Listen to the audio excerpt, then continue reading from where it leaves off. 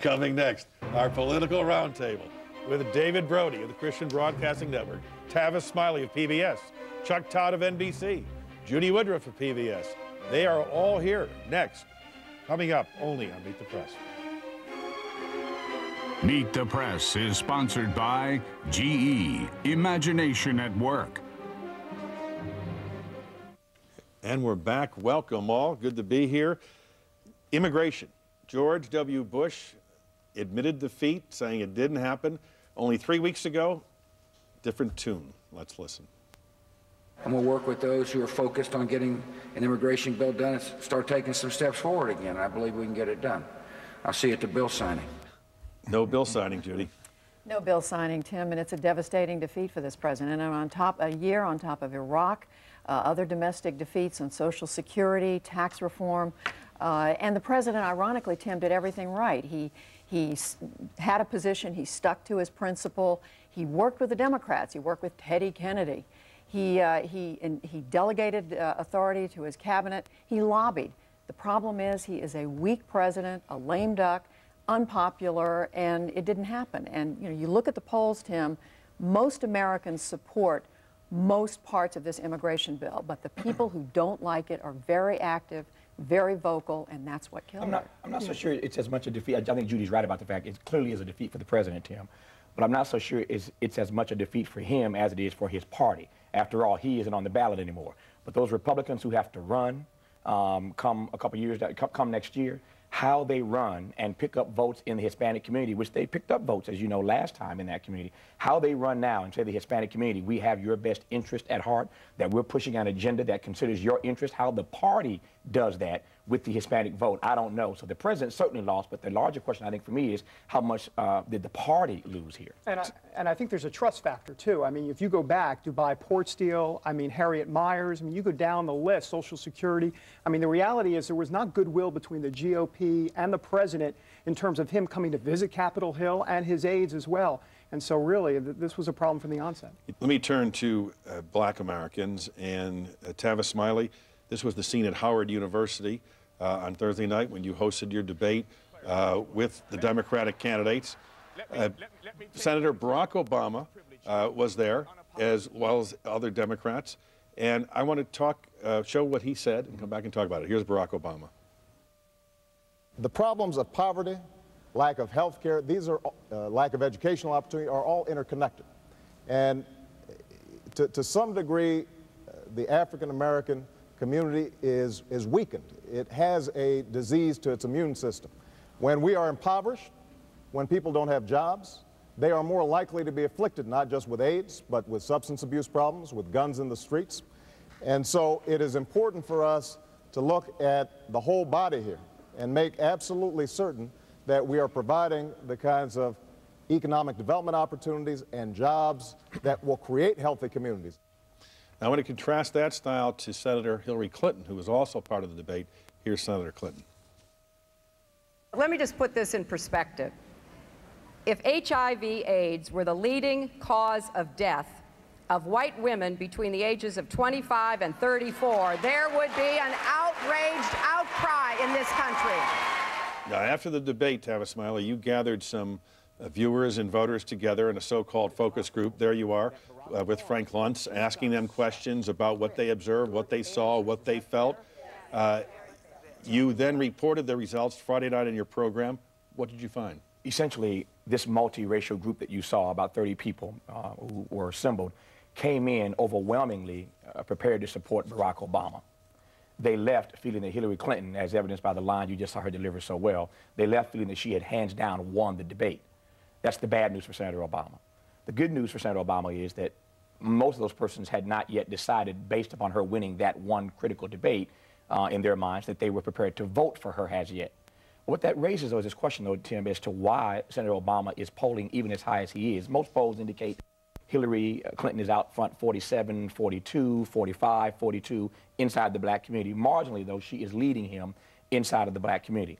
The question, though, is how does he move beyond that, and can he win the nomination without his base African-American voters? And the problem is that he's holding on, how might I put this, he's holding on to the margin of hope in black America. People, out of a hope for what he represents, recognizing the symbolism of this, but they're longing for some substance, and they apparently got that from Mrs. Clinton the other night and did not get it from him, so he's still got some work to do to pick up in the African-American community. Well, speaking about substance, I mean, she's very concise and to the point, and she has some policy initiatives that she's already gone forward with in Congress. And so, in essence, she has a record to run on a little bit, not to mention you have the former President of the United States, the first so-called black president as well, in her corner. And you put those two together, and you have a pretty strong making there for Hillary Clinton. David, let me pick up on a point that Judy raised. And here's the latest poll with the two frontrunners, Clinton versus Giuliani. The Cook Report has it 42-42.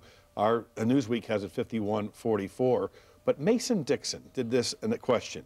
Assuming Hillary Clinton is the Democratic presidential nominee, would you consider voting for her? 48%. Would not vote for her under any circumstances, 52%. She's the only candidate of any party who has a majority of people who say now they would not vote for her under any circumstances. And that's 60% of independents say that, 88% of Republicans. How big of an obstacle is that for Hillary Clinton in a general election? Well, it's an obstacle, but if you look at her website and if you start to track her campaign daily, which is what I'm paid to do, they are really putting her in a different light. I mean, look at her website and look at some of the commercials that she's putting out, these ad commercials, her laughing, her smiling, this idea that she's pretty much trying to go outside of what her normal stereotype is. They are making a concerted effort to do that, and it seems to be helping her, at least early on. Softening her with the Sopranos takeoff and some of those things. No doubt about it. This whole idea of picking the song for her campaign, I mean, if you actually go in and look into the deep files of the website of where she's at, I mean, they're putting these major commercials on where she's just laughing, rolling her eyes, being goofy. Hillary Clinton goofy? But it is, and we did show in one poll her actually beating Rudy Giuliani, so people may hold their nose, so to speak, at this stage, or she may be successful in transforming her image. David Brody, you interviewed Rudy Giuliani. You played this tape from, or talked about this tape from 1993, an interview from Meet the Press, where I asked him about some of his social cultural positions. Let's watch that first. Mayor-elect Giuliani, will you press your party to change its platform to allow abortion rights and gay rights? Sure, I have already. Giuliani looks so much younger, didn't he? Who's that handsome guy? In response to changing platforms about abortion rights, gay rights, sure, I am already. This is what he told you about 2008. Let's watch. Right now, my view is the platform is the platform. A majority of the party gets to decide on that. I'm not going to interfere in that. Much different answer. Yeah, don't cause waves. I mean, this has been the Giuliani mantra for forever, really, since this campaign started, which is talk about judges when it comes to social conservatives. Because for social conservatives, everybody talks about abortion and gay marriage, but the reality is, for social conservatives, it is about judges, judges, judges. And as long as he continues to talk about that on the campaign trail, he's got a shot. And this is what the Pew Research Center found. Among evangelical Republican registered voters, Giuliani currently generates the most enthusiasm, with nearly 1 in 3, 32% saying there's a good chance they'd vote for him, an additional 35% saying there is some chance. And the mayor himself, in his conversation with you, seemed to understand that if he can keep the focus on terrorism and the economy and off those social issues, he can be nominated. Let's listen. So I think, sure, there are people where one issue predominates. But for most people, it's a combination of a group of issues and what do they think is the most important. And I think right now, social conservatives, fiscal conservatives, Republicans believe that the war on terror and our economy and the direction it goes in, does it go in the government direction that Hillary Clinton would take it, or does it go in the direction of more emphasis on the private sector? I think those issues mean that I'm going to be the nominee. I left out one thing. It's the terrorism and the economy, and I'm not Hillary. That's right, and he's not Hillary, and his record in New York. And see, what happens is with social conservatives, or especially evangelicals, they look at the world with biblical absolutes, you know, right and wrong. And Giuliani does that. I mean, he is very much a black and white type of guy. Evangelicals, for the most part, like that, and I think that plays well on the stump. I come back to Giuliani, Tim, and yes, he's doing well in the national polls, Yes, he's got the endorsement of Pat Robertson, and he answered your interview, David, the way he did.